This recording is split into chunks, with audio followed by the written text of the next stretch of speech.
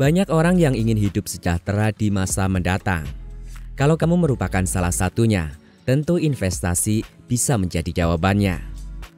Tapi bagaimana ya cara memulai investasi? Apa saja hal-hal yang harus diperhatikan? Yuk, simak daftar tips berikut yang bisa membantu kamu, si investor pemula, dalam memulai berinvestasi. Namun sebelumnya silahkan subscribe dulu channel Bicara Uang. Aktifkan juga lonceng notifikasinya agar kamu tidak ketinggalan setiap update menarik dari kami.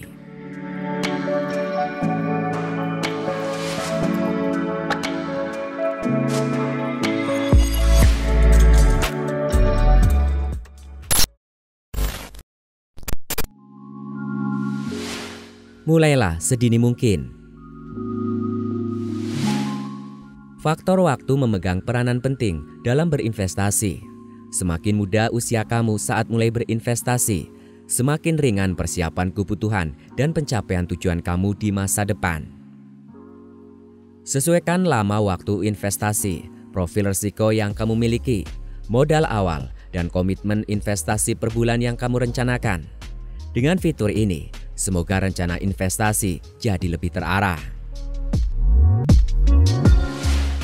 Tentukan tujuan investasi secara spesifik. Setiap investasi sebaiknya ditentukan tujuannya. Beberapa tujuan investasi yang umum antara lain mempersiapkan dana pendidikan, rencana pensiun, membeli rumah atau apartemen, membeli kendaraan, renovasi properti, wisata, percepatan pelunasan KPR atau KPA, atau mempersiapkan dana pensiun. Tentukan jangka waktu dan target dana yang diperlukan. Menentukan jangka waktu berinvestasi akan mempengaruhi nominal investasi dan jenis instrumen yang dipilih untuk mencapai dana yang dibutuhkan. Semakin pendek jangka waktu berinvestasi, maka nominal yang harus dialokasikan juga biasanya relatif lebih besar. Pilihan instrumen juga akan jatuh pada yang lebih aman atau stabil atau volatilitasnya rendah. Contoh, si A berusia 25 tahun menentukan tujuan investasi untuk pergi umroh sejumlah 30 juta rupiah. Jika si A ingin mencapai tujuan ini dalam 5 tahun, misalnya melalui reksadana pasar uang, si A bisa mulai dengan modal kurang dari 500 ribu rupiah untuk disisihkan setiap bulannya. Namun jika ingin umroh lebih cepat, misalnya 3 tahun, maka si A harus rela mengalokasikan lebih dari 500 ribu rupiah menggunakan instrumen yang sama. Sekali lagi, waktu merupakan faktor penting. Tentukan jangka waktu dan target dana spesifik kamu sebelum mulai berinvestasi. Alokasikan dana untuk investasi secara konsisten. Idealnya kamu bisa mengalokasikan 10% hingga 30% dari pendapatan bulanan untuk investasi. Pastikan uang yang dipakai untuk berinvestasi tidak mengganggu kebutuhan sehari-hari, cicilan hutang, ataupun dana darurat. Ingat selalu bahwa investasi tidak hanya menawarkan keuntungan, namun juga memiliki resiko. Jangan sampai saat resikonya terjadi, kelangsungan hidup jadi terganggu.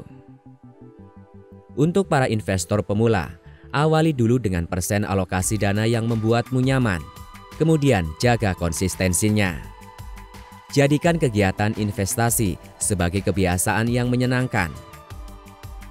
Sejalan dengan bertambahnya pendapatan, pengetahuan, dan kepercayaan diri dalam berinvestasi, kamu bisa menambah alokasi investasi secara berkesinambungan. Mulai berinvestasi dengan cara investasi tidak langsung bagi investor pemula. Pasar modal memang identik dengan produk saham. Namun tahukah kamu bahwa ada dua pilihan produk pasar modal lainnya, yaitu obligasi dan reksadana. Untuk investor pemula yang masih belum percaya diri bertransaksi saham, solusi memulai investasi pasar modal bisa secara tidak langsung, yaitu dengan membeli produk reksadana. Melalui manajer investasi, investor punya beragam pilihan mulai dari reksadana pasar uang, pendapatan tetap, campuran, hingga yang lebih berisiko, yaitu reksadana saham.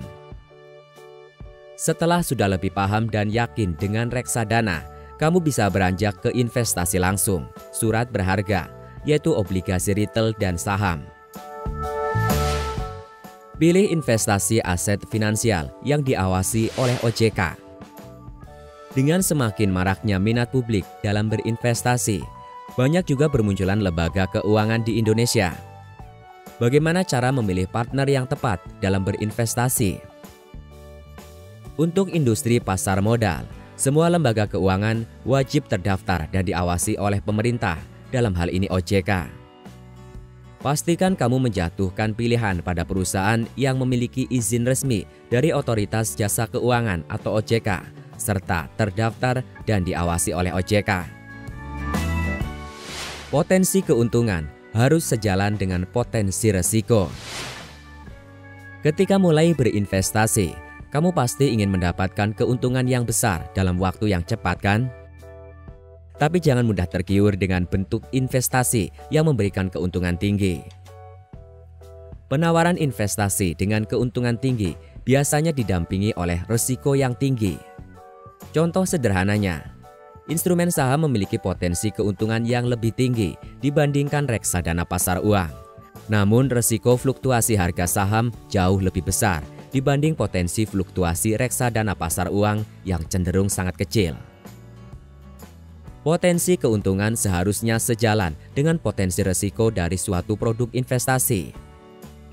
Maka apabila kamu mendapat tawaran investasi menguntungkan dengan risiko minimal, langsung kamu harus bersikap waspada. Lakukan pengawasan secara periodik untuk memantau kinerja investasi. Apabila sudah memilih produk investasi, kamu harus ingat untuk mengevaluasi kinerja produk tersebut dari waktu ke waktu. Untuk investasi saham, hal ini bisa kamu lakukan dengan membandingkan harga saham saat ini dengan harga ketika kamu membelinya. Apakah mengalami kenaikan atau malah penurunan?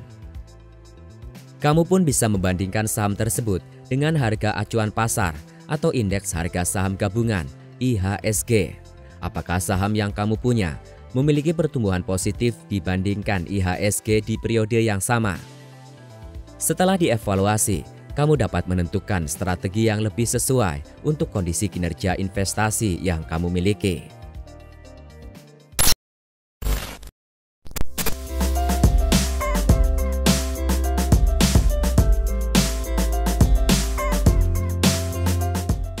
Nah, bagaimana setelah mengetahui beberapa tips di atas? Kamu bisa menjadi lebih pede untuk mulai berinvestasi, kan?